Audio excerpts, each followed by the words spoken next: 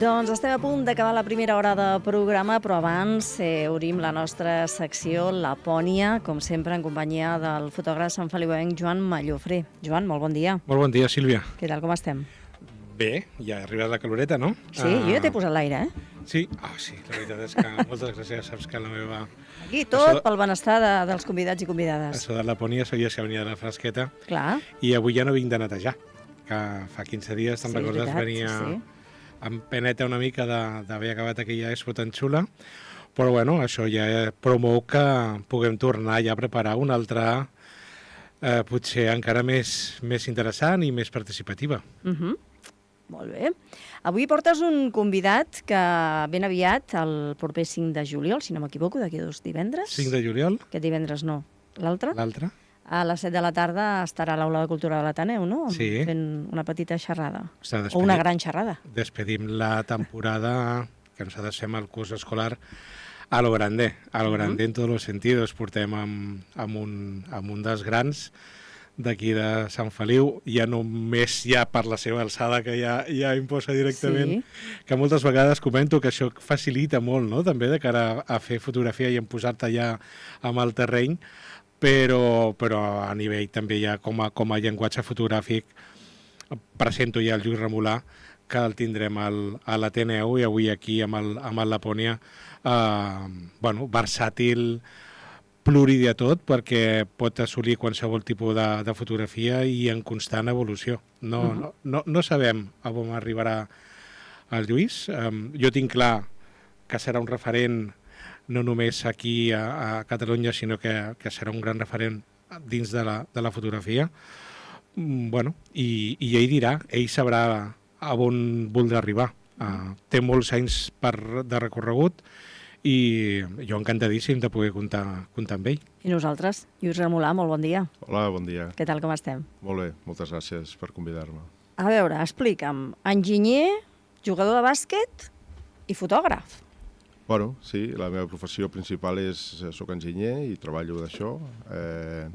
Jugador de bàsquet ja és més, amb l'edat que tinc, més per fer una mica d'esport, però bueno, he jugat tota la vida a bàsquet i de fet va ser una mica quan em vaig retirar del bàsquet, quan vaig tornar-me a posar una mica amb la fotografia, que és ara el meu hobby principal, diguéssim. T'hi vas tornar a posar, això vol dir que vas tenir contacte molt abans. Sí, des de petit vaig, sense cap tipus de formació, el típic, fotografies quan vas d'excursió amb l'escola, quan vas de vacances, amb alguna càmera del meu avi o dels meus pares, fins que després em van regalar la meva primera càmera. Però després sí, a partir del 2012, quan vaig deixar el bàsquet, doncs vaig començar de zero i vaig fer un curs d'iniciació i una sèrie de cursos més especialitzats en altres temes, en paisatge, en nocturnes, diferents especialitats dins la fotografia. O sigui, Lluís, per entendre'ns, tu quan eres petit eres dels típics, el pesat, que anava sempre fent fotos, però després tothom te les demanava, oi? Bueno, també. Sort que les feies tu, perquè si no hi haurien records de segons quins moments. És possible, sí. El pesat, ahir ho comentàvem amb el Joan, clar, en aquell moment era tot analògic, al final era un carret de 12, de 24, de 36, i a veure què sortia, i si tenies la sort que el carret de 12 te'n sortien 14, doncs contentíssim, no? I era el típic, anar després amb la il·lusió al Blas a revelar-les, guardar-les amb els àlbums aquests de plàstic que anaves posant-los, classificant les fotos i anar amuntegant-los i anar mirant-los al cap del temps. Amb la il·lusió i amb la decepció aquella de dir, aquesta no ha sortit. Bueno, també. Al final a vegades passava, oi? No sortia ni una que estigués bé. Sortien mogudes, sortien fosques. I Déu-n'hi-do la despesa, perquè... Sí, la veritat és que sí. De rodet en rodet, de 12, 24, 36, però anaves... Està clar. I després el revelat, i si volies fer alguna ampliació... Ui, això hi eren paraules més grosses. Lluís, com deies, vas començar de ben petit amb el món de la fotografia, primer com a aficionat, després formant-te, no? I com arribes a Premi Nacional de Fotografia al millor fotògraf de reportatge 2023? Perquè, clar, de fer les fotos a les excursions familiars a rebre un guardó d'aquestes característiques. Bueno, hi ha molt d'esforç i molt de treball, molta perseverança darrere, i a part de la formació hi ha molta pràctica, especialitzar-me en aquest cas per guanyar aquest Premi Nacional era un tema de castellers, doncs conèixer molt el món casteller, vaig fer un curs específic de fotografia castellera a Tarragona, doncs, bueno, que t'ensenyen no només a conèixer el món casteller, sinó doncs, temes de col·locació, de quins són els moments estrella que s'han de fotografiar sí o sí, intentar transmetre les emocions doncs, des del que es comença a carregar el castell fins que se celebra doncs, que s'ha descarregat i bueno, el tema aquest del Premi Nacional va ser una mica pensat en voler transmetre tot això i bueno, tenint en compte que hi havia un jurat internacional que s'ho mirava, doncs si és un tema poc conegut per ells, doncs és un tema que els hi hauria agradar i bueno, doncs vaig tenir la sort de guanyar-lo. Bé, vas tenir la sort de guanyar-lo. La sort es treballa, perquè aquest és un premi molt, molt reconegut, però has guanyat més de 100 concursos. Sí, bueno, tinc aquesta etiqueta que... Una mica com aquells que van a la tele, que participen a tots els concursos i van guanyant, doncs una mica com amb els de fotografia. Això va ser una mica el que feia abans, això sempre ho hem comentat. Potser tinc aquesta etiqueta de molt de concurs, que cada vegada m'estic intentant treure una mica, perquè realment ara no és així, però en aquell moment era una mica la manera, no sé si encertada o no, de veure si hi havia una evolució en les meves fotografies, que era sotmetre-les a un veredicte d'un jurat, que aquest jurat és el que diem a vegades, pot ser que no li agradi la temàtica de les teves fotografies, pot ser que aquell dia estigui de mal humor, pot ser que estigui cansat i al final és una opinió totalment subjectiva, que potser es repeteix el mateix veredicte l'endemà i és totalment diferent. Però era una manera de veure si el que anava fent anava evolucionant o no. I llavors, bueno, clar, a ningú li desagrada que li vagin donant un petit premi econòmic o un reconeixement encara en forma de trofeu o de medalla, però bueno, tota aquesta etiqueta competitiva me l'estic traient perquè ja no és la meva il·lusió, diguéssim. Ara és més fer les fotografies que a mi m'agraden, quan em ve de gust, i he tingut també èpoques de no fer res, vull dir que això passa molt, vull dir, no pots estar sempre a tope i bueno, intentar mantenir el nivell és molt, molt difícil. Són d'aquelles etiquetes que et serveixen com a trampolí, no? Tenim molts exemples, cantants d'Operació Triunfo i de més, no? que tenen l'etiqueta d'haver estat concursants, però que afortunadament doncs, han tingut una llarga trajectòria i ha quedat com una anècdota, no? Però... Exacte, bueno, sí, segurament sí. Al principi era així, molta gent em coneix pels premis i perquè també surt publicat a molts llocs, però bueno, a la xerrada aquesta que farem el dia 5 espero que es vegi un Lluís Remolà diferent, perquè no només és fotografia de concurs, no només és el que està acostumada a veure la gent, sinó que seran unes històries diferents que bueno, ara explicarem una mica. Ratifico aquella frase, la idea de que per ser un bon fotògraf no només has de saber de fotografia, sinó que has de saber de moltíssimes coses més. Quan parles de castellers has de saber tota la litúrgia que porten els castellers, on has d'estar, com t'has de posar, el saber quin serà el moment aquell, no? Quan comentes que ara vas estar a Valls, no? Aquest Sant Joan, i comentes bueno, pues que qualsevol tipus de sèrie de fotografies o qualsevol tipus de projecte fotogràfic comporta un estudi anterior, i que no només hem de saber la tècnica fotogràfica, sinó que tot el que puguem aportar directament com a experiències, com anys, per això comentava que el Lluís, el seu camí serà molt llarg i molt extens perquè per mi encara està, per mi, i amb el màxim respecte està començant. Vull dir, és que tot el que, i començant, ja has comentat això, vull dir, tots aquests premis, tot això, però és que el recorregut serà molt llarg. I a més estem molt contents perquè aquest divendres, el dia 5, el Lluís ens vindrà a explicar històries visuals, amb una imatge, però que darrere d'aquestes històries doncs hi ha molt de contingut. No diré jo, no seré jo ara que desveli una mica el misteri, no? En un principi, però la del far, no sé, Lluís, tu... Bueno, el cartell de l'exposició, de la xerrada, perdó, hem posat un far que està a la Costa de Morte, a Galícia. Sí. És una mica, doncs, és una de les històries que explicaré. El far en si no significa res, sinó el tema és que en aquest far hi havia l'última farera d'Espanya, que era una dona que ara ja està jubilada, doncs que ha treballat més de 45 anys allà i que era l'última d'Espanya perquè tots els fars ja són automàtics i ella s'encarregava del manteniment d'aquest far i d'altres de la Costa de Morte. I ja ho desvetllarem més a la xerrada, però vaig tenir la sort de poder estar allà i explicaré com vaig aconseguir arribar amb ella i què va passar allà durant 2 o 3 dies que vaig poder estar no només fent-li fotos, sinó intercanviant experiències, anècdotes, i realment em va marcar molt el fet d'haver-ho pogut fer, no?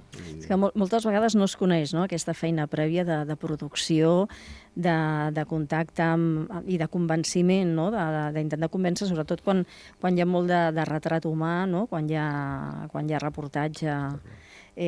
Clar, has d'establir un vincle de confiança amb aquella persona, no?, per aconseguir posar-te en el seu dia a dia sense que noti la teva presència. Justament això. Vull dir, jo vaig arribar allà amb molts contactes que vaig fer previs.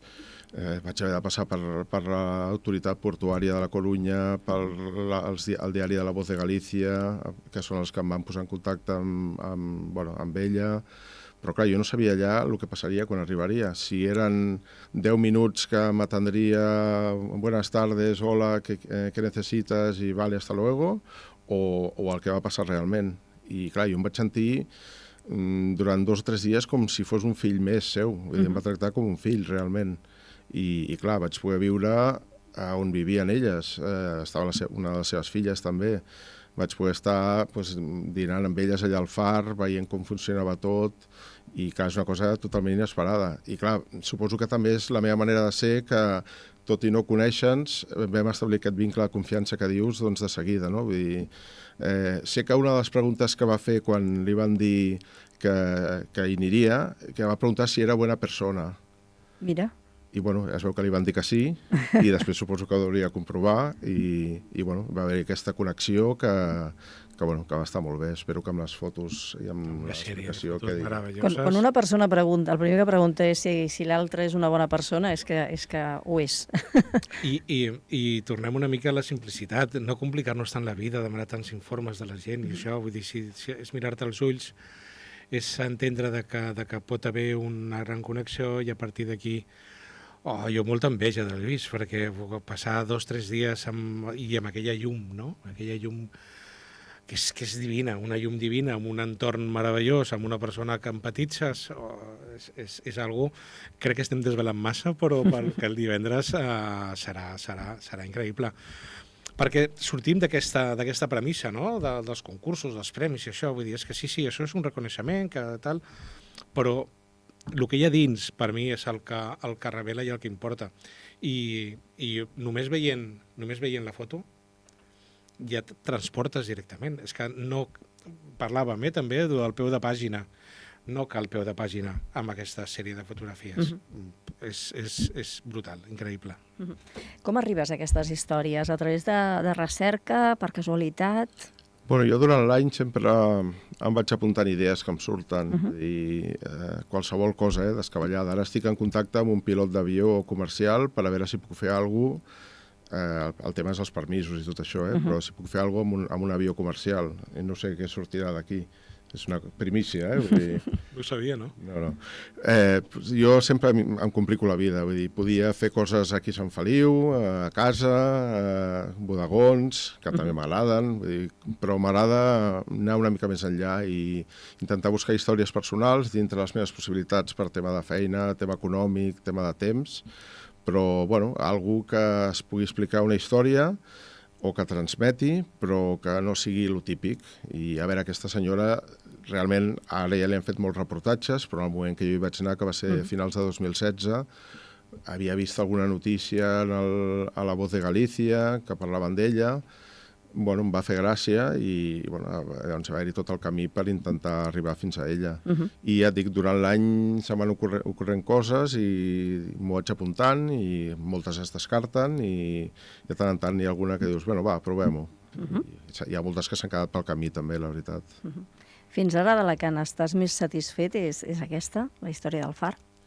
La història del far és una d'elles, però bueno, també en tinc una personal amb les meves filles, que es va fer durant la pandèmia, s'havia de fer un projecte també per presentar el tema del Premi Catalunya de fotografia, i ahir ho comentava amb el Joan, jo sempre espero fins a l'últim moment, perquè sempre penso que la millor foto la faré demà, no? Com diuen alguns dels grans fotògrafs, o sigui que no sempre és conformar-me amb el que tinc avui, sinó sempre puc millorar, no? I llavors,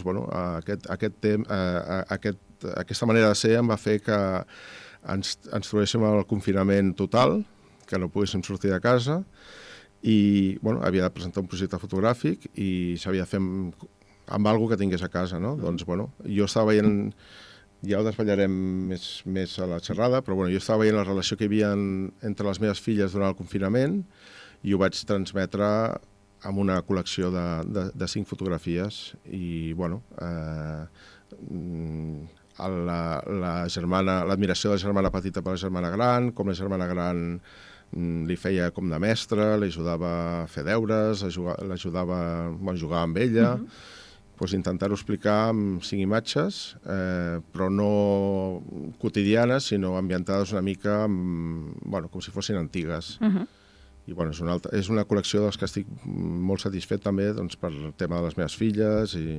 Mira els ulls del Lluís. Vull dir, aquesta sèrie, el premi és tota l'evolució d'aquesta feina. Vull dir, poder jugar, no?, amb les teves filles, poder plasmar, poder compartir temps i tot el camí, jo ja crec que és suficient premi com a pare, perquè és molt complicat fotografiar els seus fills. Vull dir, és el més complicat que pots tenir directament. I és una sèrie de fotografies meravelloses, però que, t'ho dic de debò, envejo tot aquest trajecte per fer aquesta sèrie. I només la seva emoció ja ho relata, no?, directament. Abans feia referència a la teva alçada. Potser és una ximpleria el que diré, però ajuda a nivell de fotografia, perquè ho dic perquè de vegades penses, mira, quan hi ha nens petits, clar, ells veuen el món des del seu punt de vista, perquè tenen una alçada determinada, no? Ja no parlo de persones adultes que són baixetes, no?, o que tenen alguna malaltia. Parlo, per exemple, d'infants, no?, que, clar, la mirada d'un infant mai és com la nostra, ja no només per edat, sinó per alçada. Clar, en el món de la fotografia, el fet de ser, de tenir una certa alçada, no?, de ser alt, no sé si això també dona una altra perspectiva del món. Ajuda sobretot en la multitud. O sigui, quan en el dia de Castellera, en un concert, doncs sempre tinc un punt de vista que no tinc ningú que em tapa normalment, no? Clar. I últimament vaig estar a la Patum de Berga, que no et pots ni moure del lloc, vull dir, estaves totalment enxuvat que no et podies moure, però jo podia fer fotos per sobre de la gent. I, clar, en aquest cas la meva alçada em beneficia, però també hi ha altres disciplines que em perjudica molt. Per exemple, el tema de fer macrofotografia amb insectes o amb bolets o amb plantes que t'has d'ajupitar ni anar molt per terra, això a mi em perjudica molt. Vull dir, és una cosa que quasi no faig perquè em deixo l'esquena, realment. Però, m'aprofito bastant de la meva alçada, realment. Vull dir, és tant com a punt de vista com per, això que et dic, sobresortir per sobre de la multitud, per aprofitar-me que una persona més baixeta segurament no la pot fer, aquesta foto. Molt bé.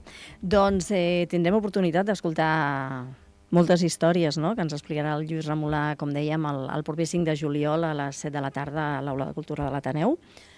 Ho hem de deixar aquí. Jo seguiria, però, clar, estem a la ràdio. Així deixem una miqueta i que la gent vingui, que la gent tingui una mica el misteri, no? És un petit tast. És un tast del Labònia, aquí a Ràdio Sant Feliu, amb els fotògrafs de l'Ateneu, i divendres, dia 5, tindrem el Lluís per explicar-nos històries i per conversar i, per fer volar una miqueta la imaginació amb molta llum, sobretot que tracta d'una manera divina, el Lluís, la llum, i sobretot aquello que parlava, no?, de la composició, captar aquell moment, que et porta a altres escenaris. Lluís Remolà, moltíssimes gràcies. Moltes gràcies a vosaltres. I Joan Mallofré, gràcies com sempre. Fins la propera. Que vagi molt bé.